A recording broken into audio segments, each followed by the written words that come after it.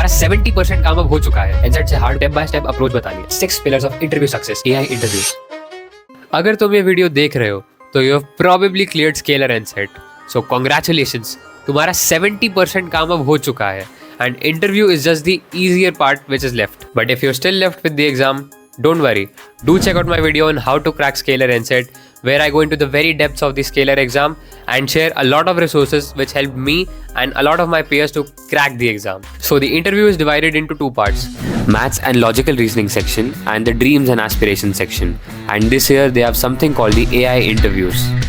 अब यार AI interview का नाम सुन के डर मत जाना, इसके बारे में हम लास्ट में बात करें। तो अब बात करते हैं maths and logical reasoning section की। तो अगर तुम एनसेट ऑलरेडी क्लियर कर चुके हो तो यहाँ पे तुमसे जो भी सवाल पूछे जाएंगे वो तुम इजीली सॉल्व कर सकते हो, क्योंकि किसी भी टॉपिक के जो भी बेसिक लॉजिक बिल्डिंग वाले सवाल होते हैं वो यहाँ पे पूछे जाते हैं। वो तुम्हें कोई हार्ड क्वेश्चन नहीं देंगे यहाँ पे, एंड कोई डरने वाली बात नहीं है। बेसिकली जितने भी क्वेश्चंस होंगे उनका लेवल या तो एनसेट से मैच करेगा या फिर एनसेट से कम होएगा। एनसेट से हार्ड कोई भी सवाल नहीं आएगा। यहाँ तुम्हें जितने भी सवाल पूछे जाएंगे उनका तुम्हें कोई आंसर नहीं निकाल के देना है, बट तुम्हें हर सवाल की एक स्टेप बाय स्टेप अप्रोच बतानी है। Well, in computer science concepts like DSA, the most important thing is not coding but it is how you solve a particular problem. तो यहाँ भी वो तुम्हारी बस लॉजिक बिल्डिंग और प्रॉब्लम सॉल्विंग ही test कर रहे हैं। वो ये चेक करना चाहते हैं कि how fast you can solve a problem. वो तुमसे कोई आंसर नहीं मांग रहे हैं, they are just trying to test your basic thinking capability. तो अगर तुम्हें कोई कन्फ्यूजन है या फिर तुमसे कोई क्वेश्चन सॉल्व नहीं हो रहा है तो ऐसी सिचुएशन में तुम क्या करोगे? सो अब कोई डरने वाली बात नहीं है। Everybody can't solve every problem. तो you just have to say to the interviewer कि आई हैव अ डाउट है और I don't think I am able to solve this and I might need your help. So he will guide you, and if you are able to follow his approach or follow him through the conversation, I think you should be good to go. If you even have the slightest hint of solution, I think you should say it out, because यहाँ पे तुम्हारी approach check हो रही है। वो तुम्हें final answer नहीं निकालना चाहते।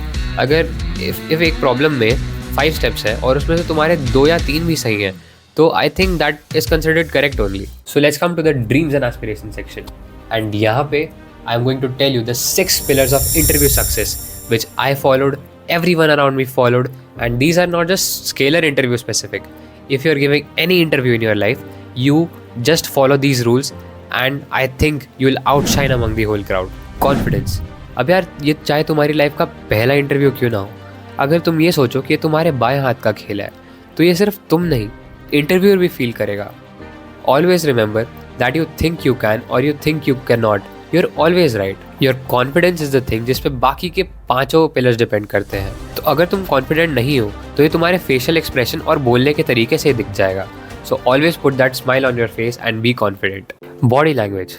अब तुम कुछ भी बोलो, if you have a good hand movement along with your explanation, तो तुम्हारे एक्सप्लेनेशन का इम्पैक्ट इंटरव्यूअर पर डबल हो जाएगा। Always remember to sit straight. अब ये चाहे इंटरव्यूअर को दिखे या ना दिखे, but your body language is something that can make a very very big difference on your confidence.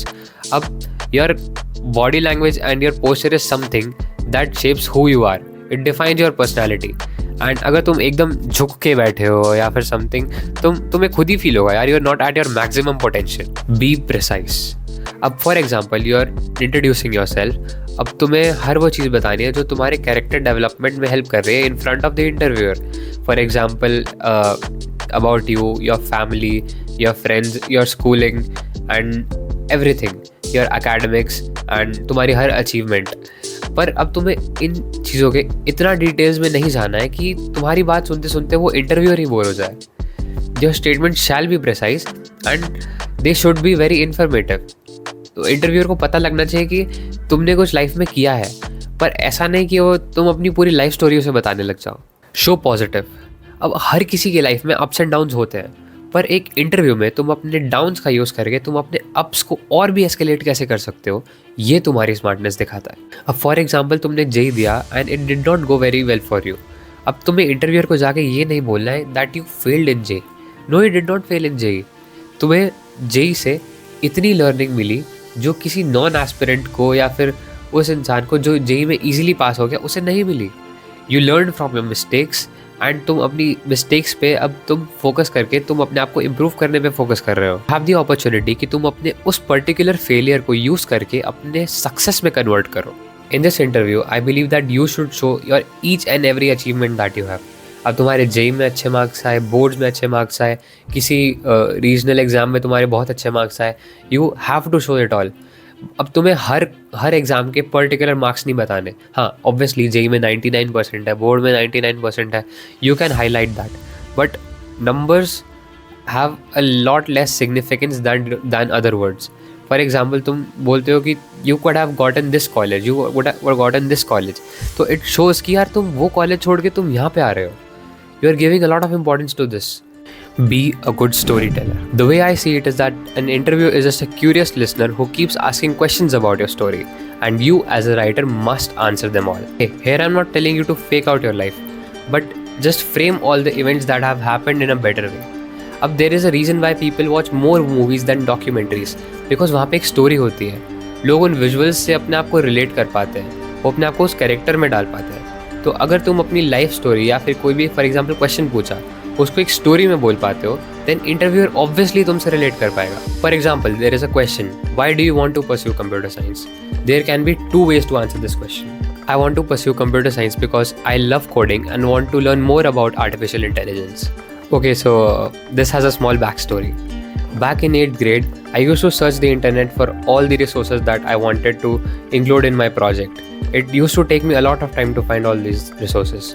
But then when ChatGPT was released, I used to give it a small prompt and वो मेरे 2 घंटे का काम 1 second में कर देता था. I was amazed कि यार like this is the next big thing and there is nothing more exciting to me than contributing to AI in this world. This is the difference I'm talking about. Storytelling takes your speech into a next level. Script it all. अब तुम अपने interview से एक रात पहले अपने desk पे बैठो और अपने आप से ये सवाल पूछो, Who am I? Where do I see myself in the next 5 years? Why do I want to pursue computer science? अब जब तुम ये सवाल लिख लोगे तो इनके जवाब तुम सोचो और उनको पॉइंटर्स में अपने पेपर पे लिखो, क्योंकि अगले दिन तक जब तुम इंटरव्यू के लिए तैयार हो रहे होगे, तुम्हारे दिमाग में अपने आप इन जवाबों की एक स्टोरी फ्रेम हो चुकी होगी. अब बारी आती है तुम्हारे बेस्ट फ्रेंड की. एक शीशा. ये शीशा तुम्हारा बेस्ट फ्रेंड है क्योंकि यही तुम्हें बताएगा कि तुम इन 6 रूल्स को फॉलो कर पा रहे हो या नहीं. अब बात करते हैं सबसे इम्पॉर्टेंट डिस्कशन की, वो है AI इंटरव्यूज़. भाई अगर ये AI इंटरव्यूअर की जॉब ही खा गया है तो मेरा एडमिशन भी क्यों ही होने देगा. Time to explain my evil plan. इसका मतलब ये नहीं है कि ChatGPT बैठ के वहाँ पे तुमसे एक्सट्रीम डिफ़िकल्टी के सवाल पूछेगा और आज तक का तुमसे अपना बदला पूरा करेगा. ऐसा नहीं है. This is just like a normal interview and यहाँ पे मैं तो बोलूँगा कि there is no human. He is not going to जज you on your personality but only upon your answers. So I think it's easier for you now. But AI interview के बाद तुम्हारे नॉर्मल ह्यूमन इंटरव्यूज़ भी होंगे. So I think you should focus more on that and this is just making your work easy. So I think this all is sufficient for you to be able to clear your Scalar interview. But if you have any other doubts, feel free to comment down in the comment section or do reach out to me in my social media platforms, Instagram or LinkedIn. But I may not be able to reply to everyone there. So I suggest that you join the Telegram community which I have created just to guide you guys. So if I am not able to reply, my other friends would definitely reply to you. So join that. If you're an aspirant going to attempt NCET, do use my coupon code below to get a 500 rupees discount on your next NCET attempt. So till then, stay tuned.